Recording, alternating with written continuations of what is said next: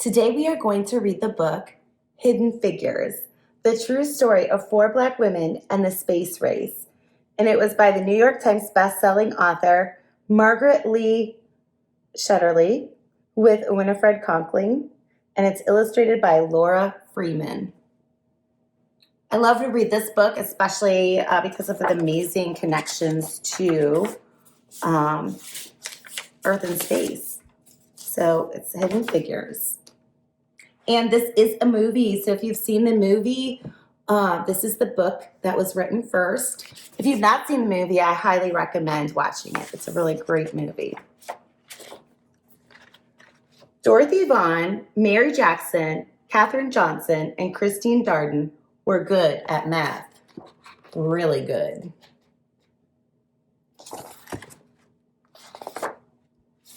In 1943, the United States was at war, World War II. Dorothy Vaughan wanted to serve her country by working for the National Advisory Committee for Aeronautics, the government agency that designed airplanes. Having the best airplanes would help America win the war.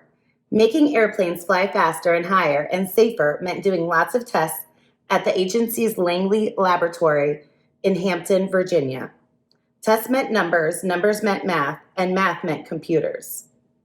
Today we think of computers as machines, but in the 1940s, computers were actual people, like Dorothy, Mary, Katherine, and Christine.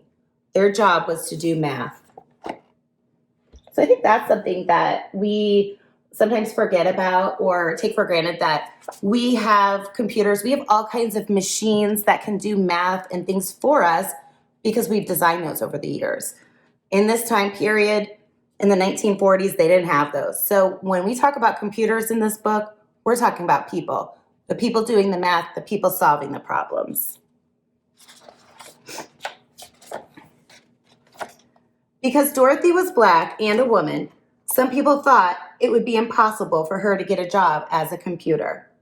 She lived in Virginia, a southern state where laws segregated or kept apart Black people and white people. They could not eat in the same restaurants.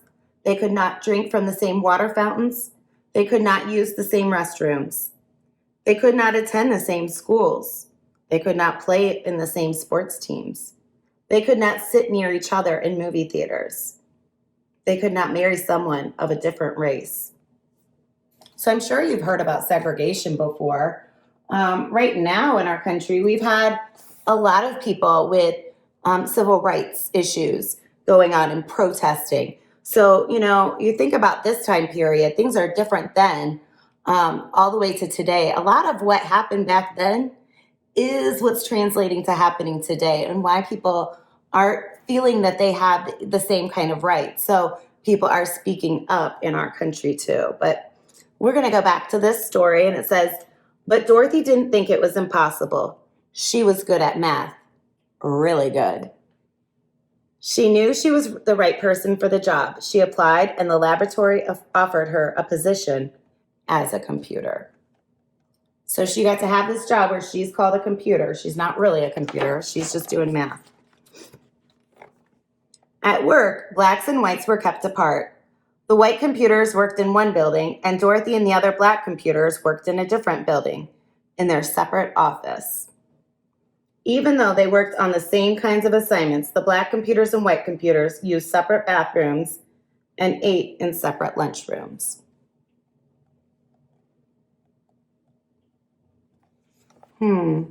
That's really weird. I know I've been raised to think differently, so it's hard to even imagine what this time period was like, where people were treated so differently based on their skin color, not based on the people they are, their character. So that's kind of tough, I think, for a lot of us to understand that didn't grow up during this time period.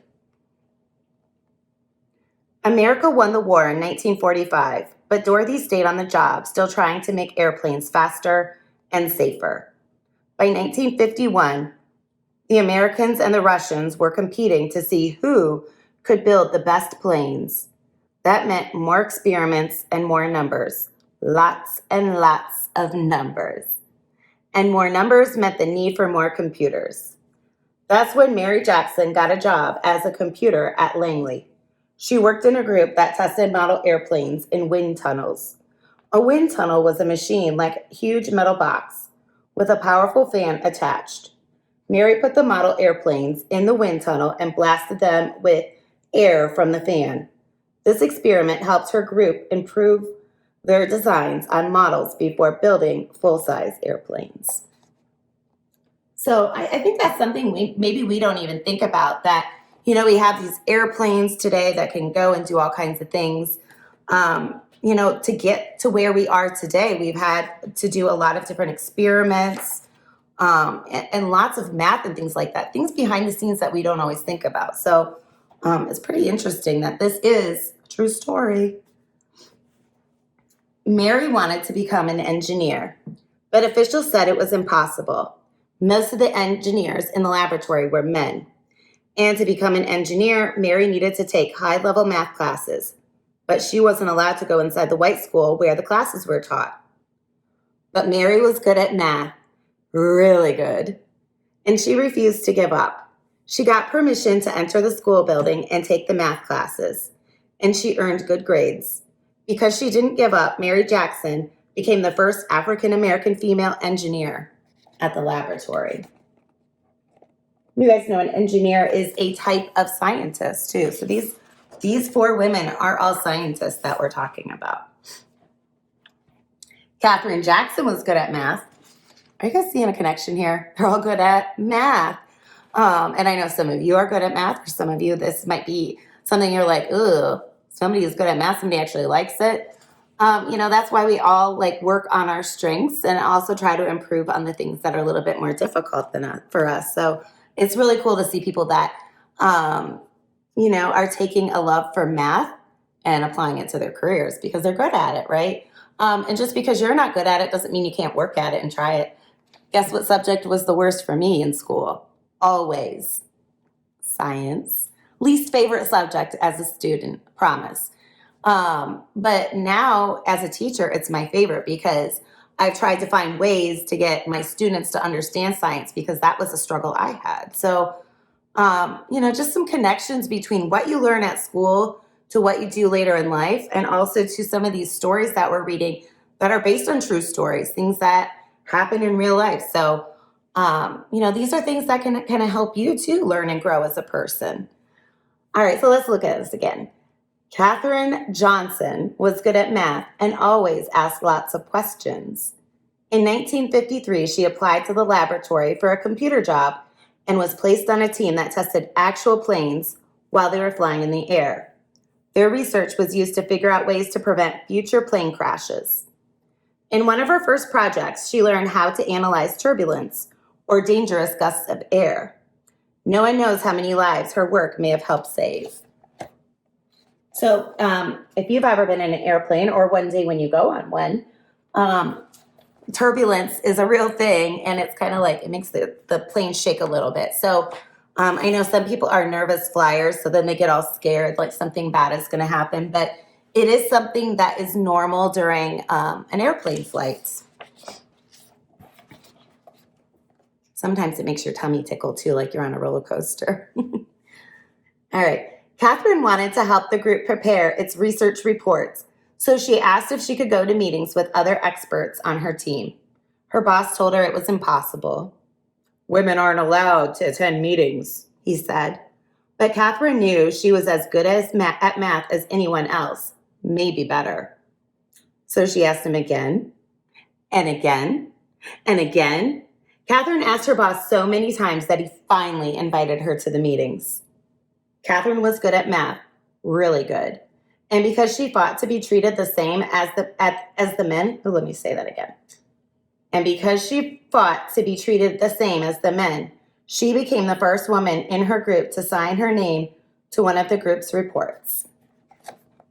I admire her persistence. I'm kind of like that too. If I really believe in something, I really want something, I really look and try to find ways to do it.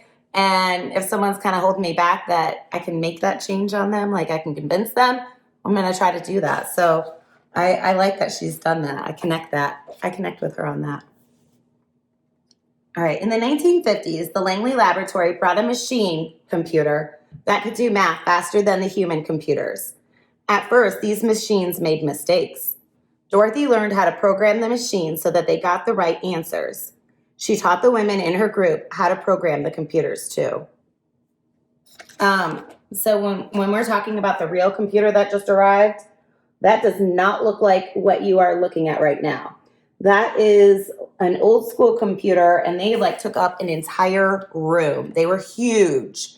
Okay, so technology has improved a lot over the years, and in your lifetime, just a tremendous amount. So it's really cool to kind of think back to when computers started. Like today, we'd go, that computer didn't make a mistake, but back then, before they were all programmed, they were all coded.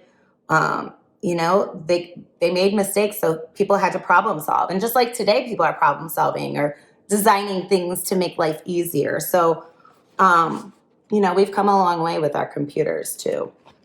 Lots of like growth in our country since this story began, but also still a long way to go. All right. In 1957, Russia launched a satellite known as Sputnik into orbit around the Earth. The United States started building satellites to explore space too. For years, the laboratory had used math to design airplanes. Now it would need math to create spaceships as well. The government decided to change the agency's name from the National Advisory Committee for Aeronautics to the National Aeronautics and Space Administration, NASA. So did you know NASA stood for National Aeronautics and Space Administration? That's what it stands for, but we all say NASA, so just kind of makes things a little bit easier, right? In 1961, President John F. Kennedy told Congress, "I believe that this nation should commit itself to achieving the goal before this decade is out of landing a man on the moon and returning him safely to Earth." A man on the moon? But the first step would be getting a man, the first step to getting a man on the moon was to send an astronaut around the Earth. NASA was going to need to hire more space experts and more people who were good at math. Really good. So this is Sputnik. This is what the Russians sent up, and it went around the Earth in space. So, this is what we called the space race, okay? Because the United States wanted to get someone on the moon before Russia. So we were trying to be like number one. Russia beat us in the orbit, so the United States wanted to beat them to the moon. So, there's competition there with those countries. The people at the laboratory had to work together from morning to night to figure out how to send astronaut John Glenn into space and bring him back home safely. Bring him back home to Earth safely. Katherine Johnson knew she could use math to help. "Tell me where you want his spaceship to land, and I'll tell you where to launch it," Katherine told her boss.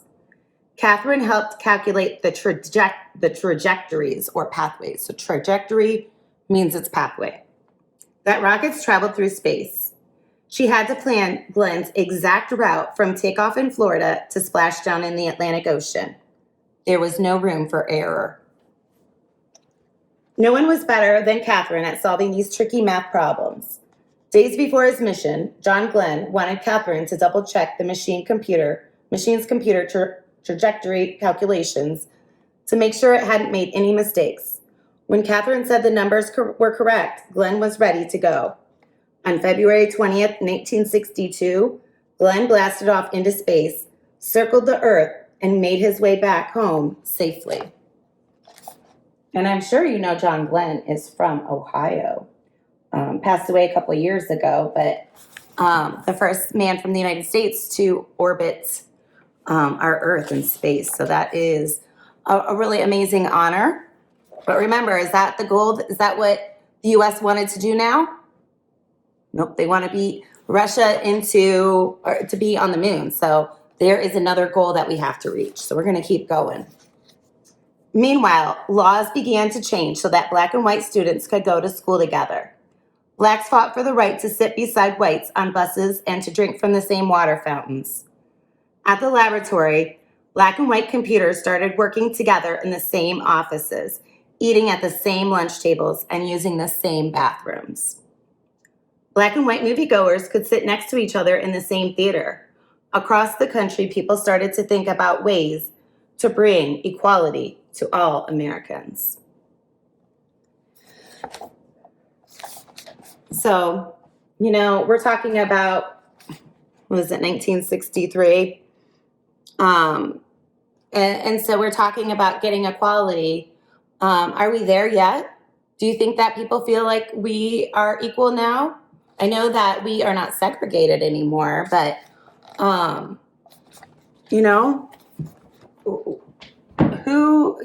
is, does everybody have the same thoughts today?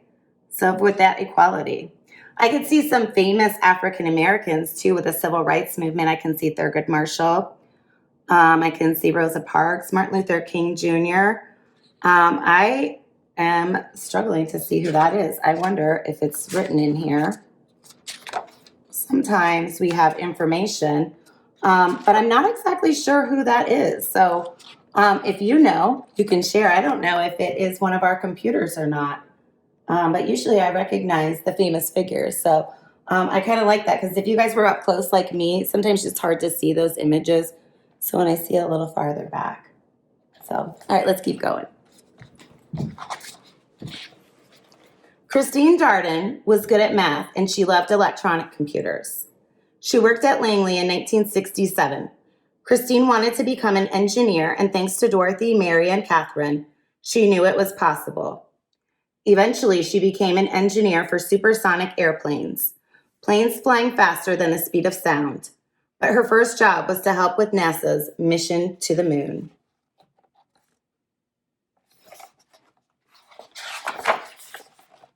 The people at the laboratory prepared for years to send astronauts to the moon, about 238,900 miles away from the Earth.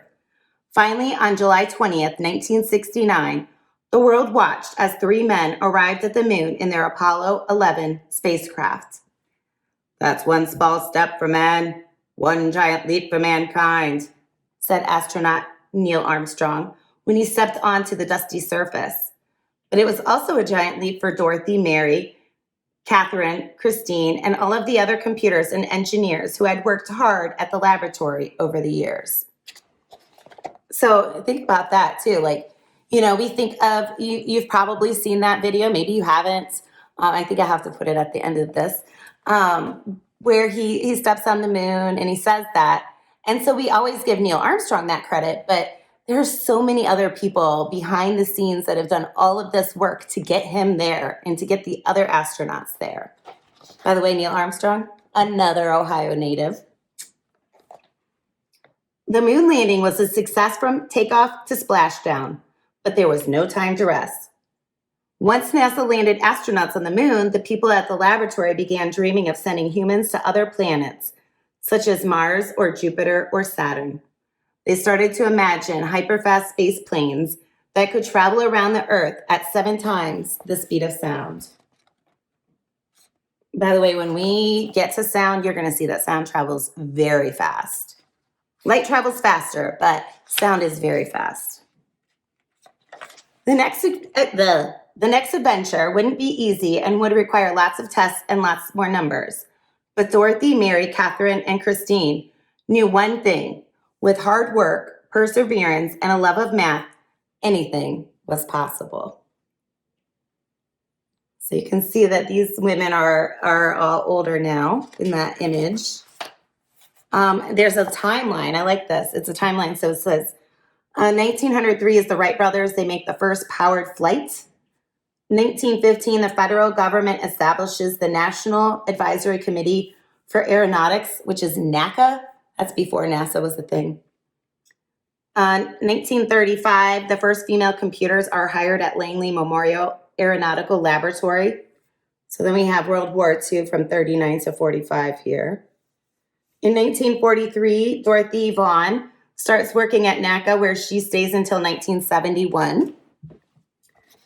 In 1943, the first African-American computers are hired at Langley Memorial Aeronautical Laboratory. Probably should have said that one first, shouldn't I? Oops.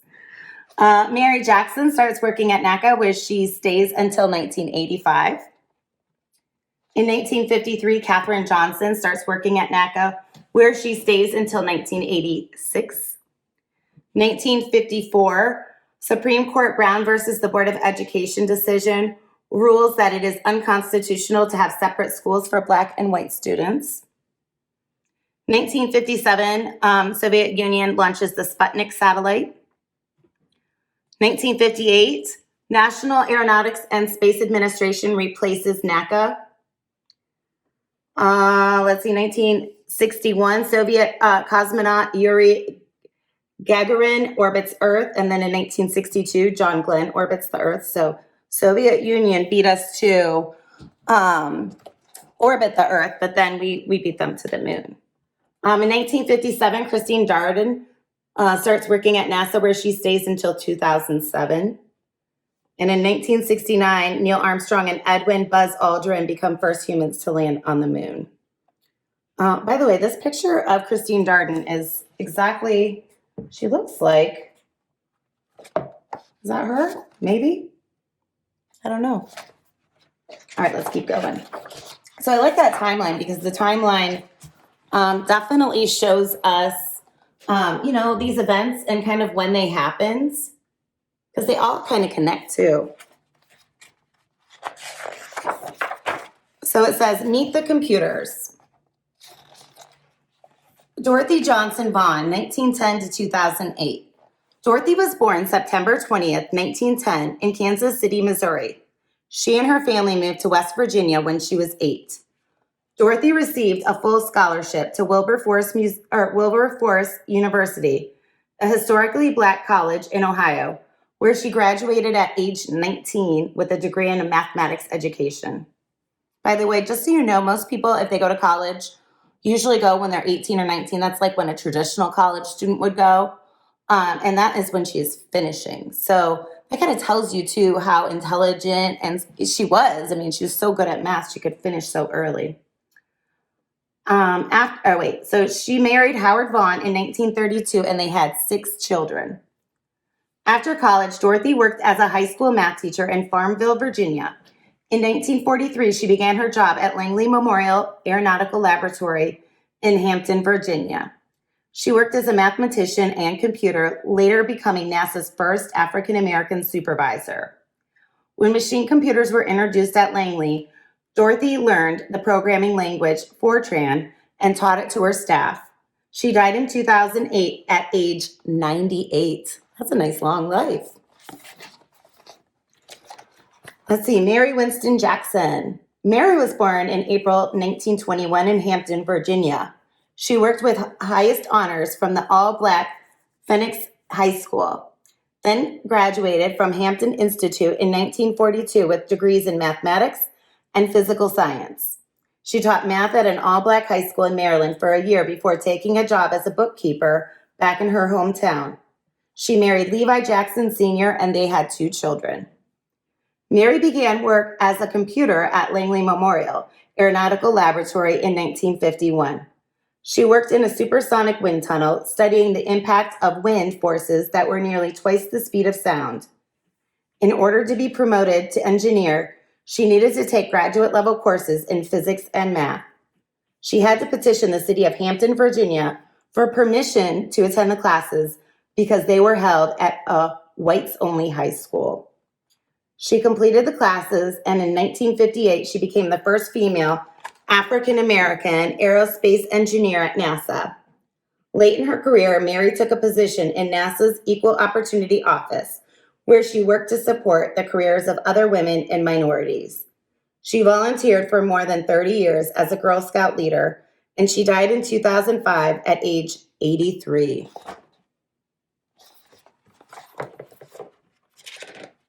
Okay, we've got 2 more computers to meet.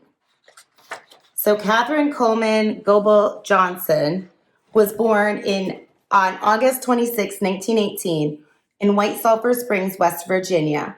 Her community did not offer public schools for African Americans after 8th grade, so her family arranged for her to attend the high school run by West Virginia State Institute, 125 miles away. She completed high school at age 14.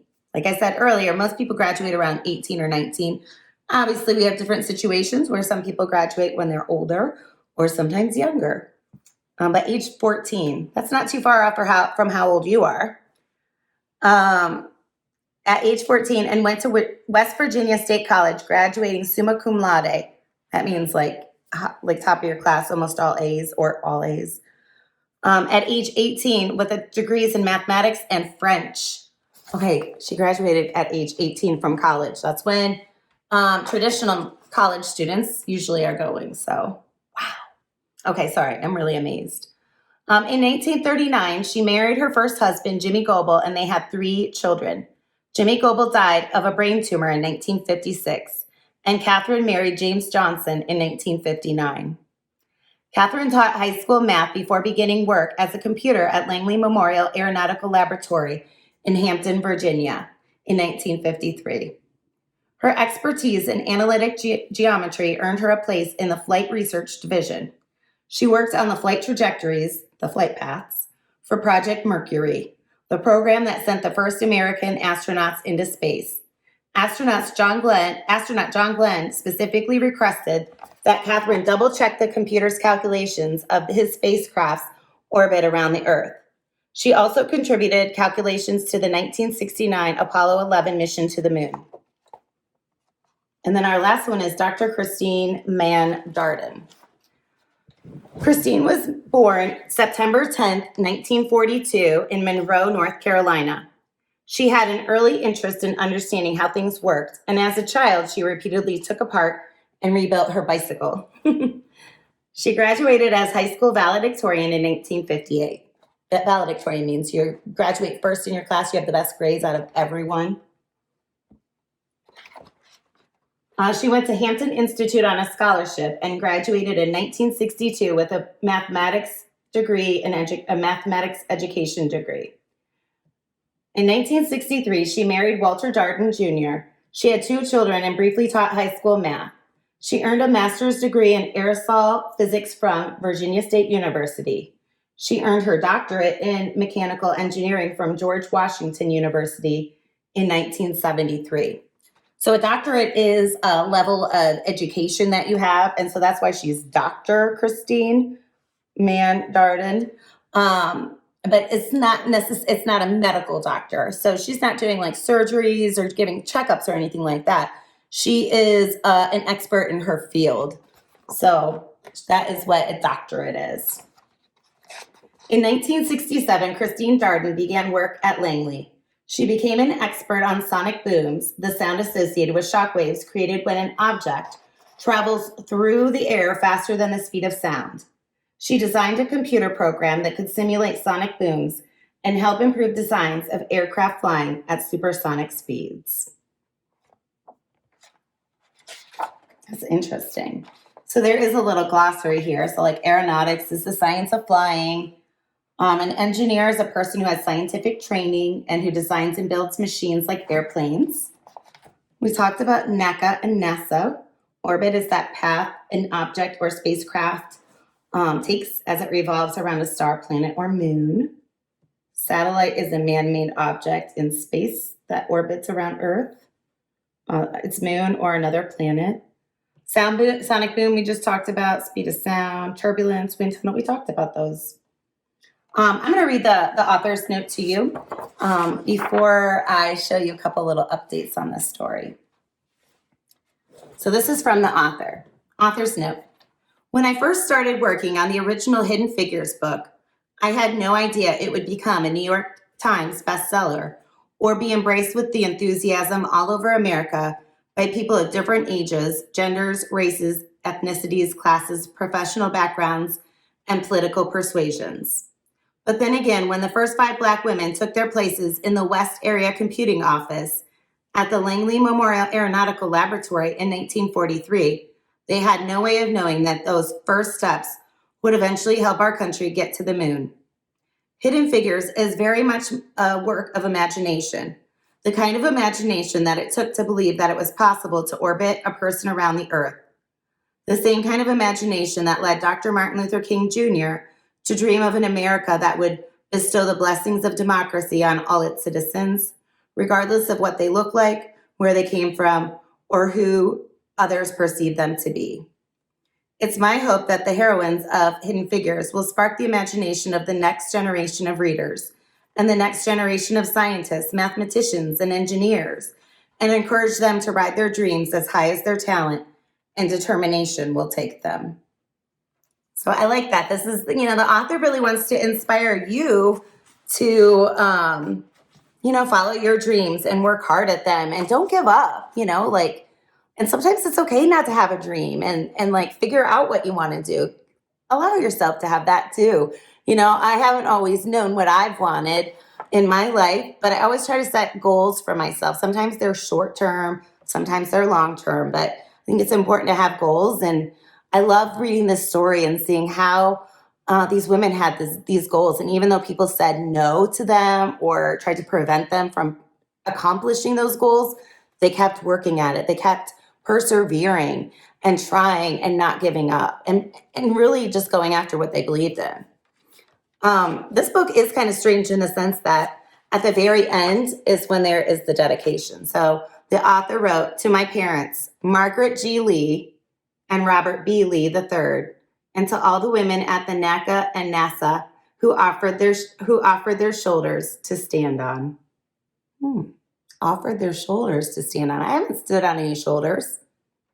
Do you think it's because they have worked on getting women rights and, women of all colors, all ethnicities? That was a big deal. They did a lot for not just the African American population, but for women as well. So I hope you like this connection to Earth and space. And I highly recommend the book and the movie. So, check out the movie.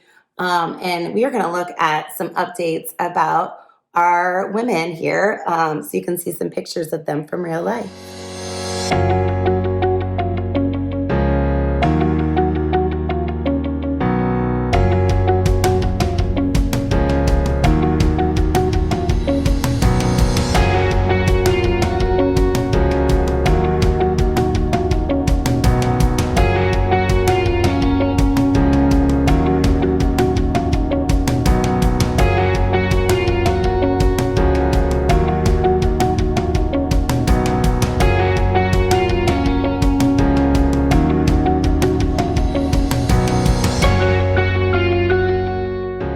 I hope you enjoyed this true story. That's all for me. Take care. Peace.